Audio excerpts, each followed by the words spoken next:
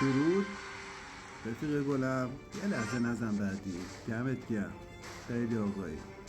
من واسه این پشت خیلی زحمت کشیدم و تونستم اینجا با همین ریشم بیارم بالا.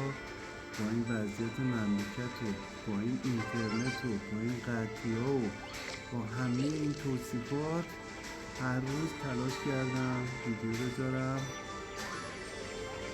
ویدیوها رو باهاتون شیر کنم، با هم عشق کنید، سپورت کنید. پس دمت گرم. یه لایک، یه کامنت، یه فالو خوشگل بزنید.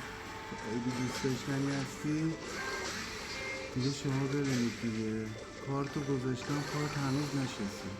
با این وضعیت اینترنت و با همین داستان ها بازم داریم کار میکنیم. خدا وکیلی دم همه میگم که تو این کشور داریم تلاش میکنیم که بخواستم برسیم و عشق باشیم به امید روزای بهتر که بکنیم زندگی راحتتر و بی‌دغدغه‌تر و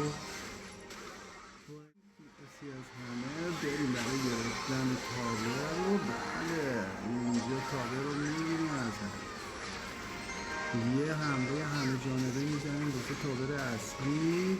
یه اکسیر سرعت واسه لیمیت کار، 2 ضربه بگیر لیمیت کار، بزن. تمام به عشق همتون. خیلی دوستتون دارم. فالای خوشگل بزنید، لایک قشنگ رو. تا درود دیگر بدرود.